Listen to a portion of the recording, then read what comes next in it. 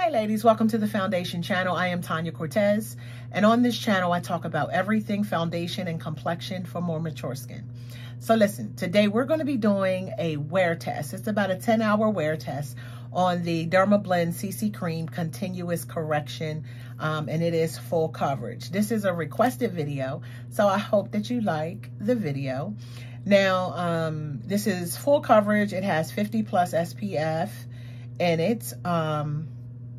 So I'm curious to see how this wears. Now, this is not a new foundation or a new CC cream at all, but I wanted to try it. You know, my goal is to try every foundation in the world on this channel. All right, guys. So if you guys want to see what this looks like and how this foundation wore today, then you stay tuned. Roll the credits.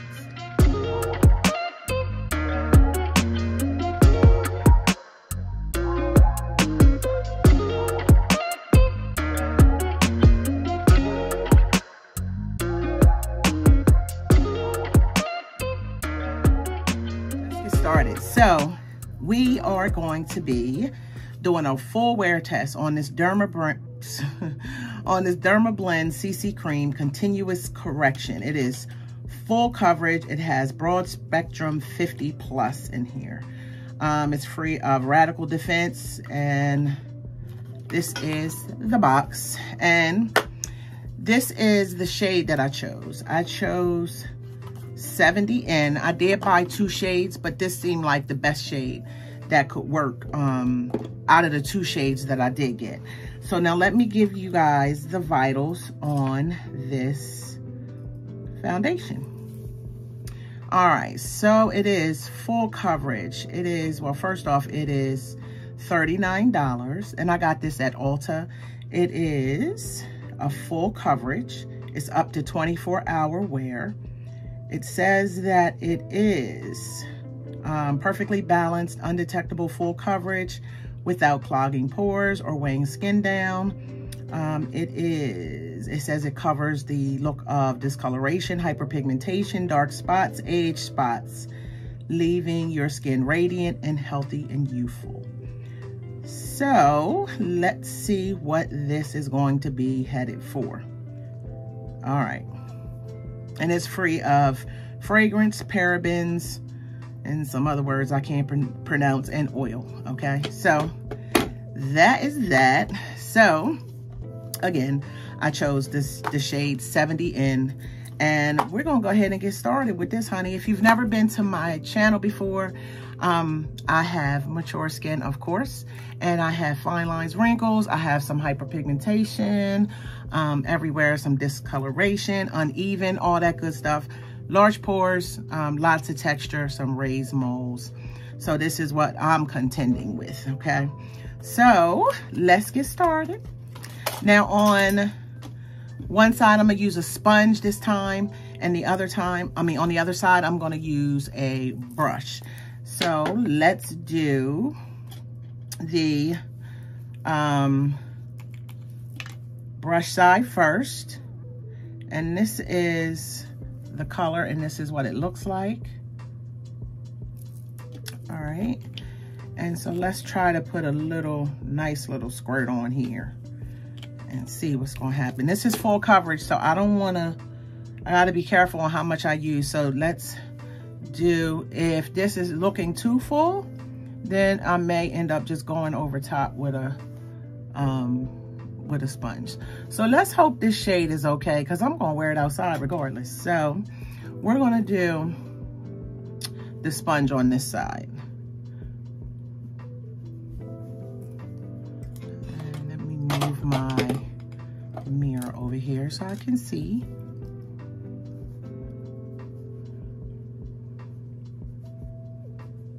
Oh, and I have on a moisturizer. I have on a Mercier primer underneath here. I didn't want to use a mattifying primer because this is full coverage.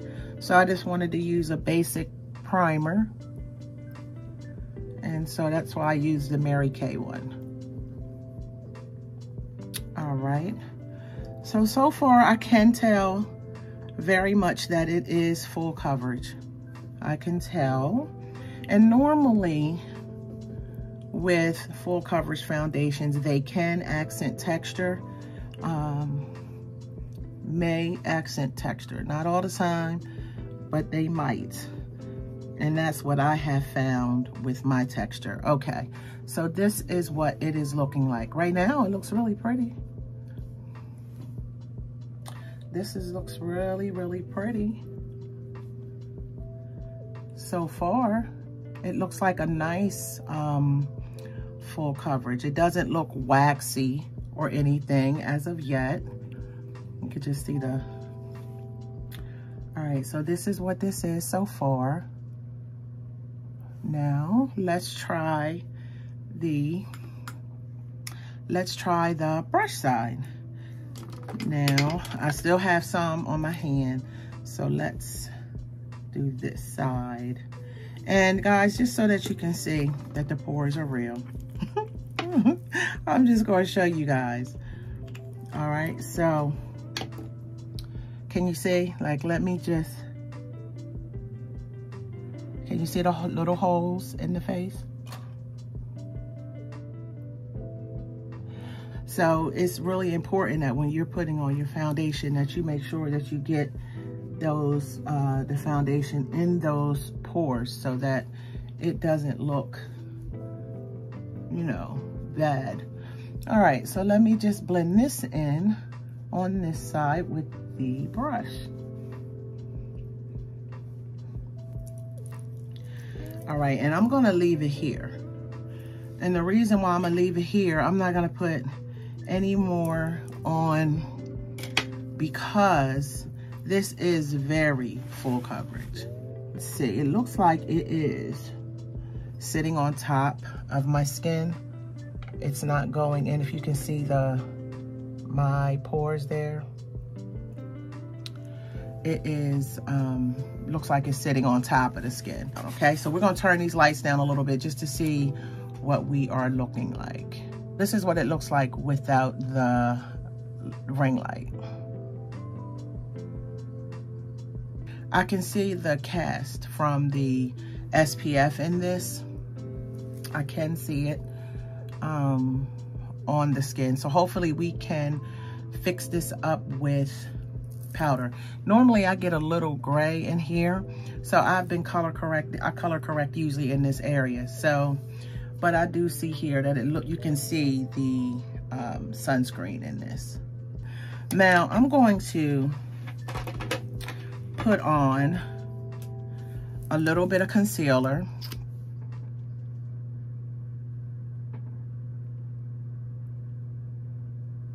And then of course you guys know that I am going to set it. So let me put on this concealer and try to put on a little bit of a face, and then I will be right back. So this is what the face is looking like right now. So I will, I'll show you guys what this looks like in natural light actually, and then I'll be back to give you guys a check-in. So what I did was I did set it with the Dermablend powder that I got, and this is in the shade Warm Saffron, and that's what this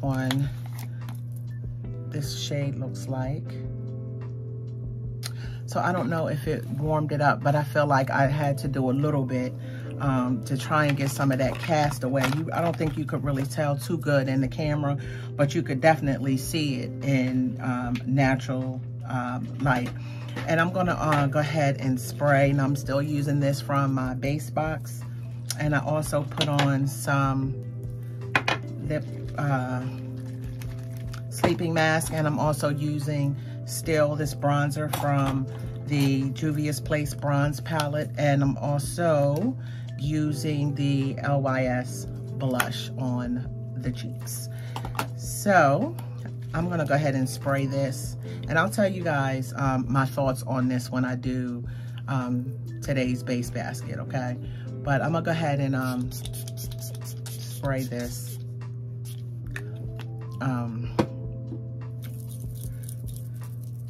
All right, So I'll see you guys in a little bit. All right, guys. So this is Natural Light. And it is 3 hours in. And this is what the Dermablend is looking like. All right. So I feel like it is starting to rest a little bit in the folds. I feel like it looks a little bit waxy. Just a little bit waxy, but it didn't wear off too much where the mask was. So right now, I mean, ultimately, I would say that it looks pretty good. All right, so I'll be back in a little while. So this is not like a vlog or anything, but I'm getting ready to go into the TJ Maxx. So if I see something in here, and I'm only going here to see if I see some makeup and see something else, you know, I just can't help but shop. So, I mean, it ain't no vlog, but if I see some makeup or something, I will show you guys. Okay, I'll pop back on and show y'all. All right, so here we are back after about 10 hours with this Dermablend foundation on, or what's left of it. Okay, so of course, under my eyes has nothing to do with the foundation. I didn't take it all the way up to my eyes, but as you guys can see, my concealer and eyeliner and all of that stuff creased, okay? So this is what, you know, and I'm gonna kind of tell you guys the look kind of from here up, only out of fairness, because I had on a cloth mask. As you can see, the actual indentation is still, the indentation of the mask is still in my face. So with the mask on, wherever it was, it removed the makeup. So as you can see, the makeup down here is pretty much gone. Pretty much gone. But from here up, as you guys can see, it's holding on. Now, I will say after the first few hours, I did see it start to accent the texture. It did accent the texture. It did start like resting into some smile lines, but it didn't look too bad. You know, it was okay. It was still holding on under the mask because I had only had it on for like 3 hours. So it was still holding on. But now, you know, it did crease pretty good in these folds here. And it did accent the texture. Now, I can't say anything about the pores because it doesn't claim to blur the pores. But it didn't. And it's just sitting, to me, it's sitting on top of my skin. It's not, you know, skin-like. You can tell you have on foundation. And I didn't use like 2 layers of this. I only used the 1. So, but it does look like you're wearing foundation. It's nothing natural about this. If you use a teeny weeny bit, y'all know I got a big face. So I got to use more than the average person. But if you use a little teeny weeny bit and you have more of a smooth, flawless skin sort of naturally, then you probably would only need a little bit of this. But, you know, it just depends on what you're trying to cover. If you have hyperpigmentation, it will cover the hyperpigmentation. It is going to. Now, because we're still wearing masks though, that's going to be the thing. And I don't know whether it's going to depend on what kind of mask you have or not. But as you see, it totally came off from where my mask was. Although this part up here is still holding on. And it did settle in my little forehead lines.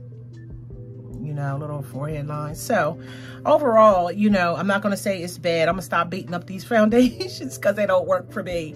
This I wouldn't wear for me. Now, if you don't have to wear a mask and you're going to be out at night, like in a club, stuff like that, I think this will work. You know, I think this will work. Some people love this, you know, and I think everything is just worth a try. It just depends on what your needs are and everything like that. But that's my wear test of the Dermablend Continuous Correcting CC Cream. I hope you guys like this video. And if you like the style of this video in this wear test, let me know. I'll do it like that more often. All right, guys. So as I always say, remember, it all starts with the base. You guys stay safe. Bye.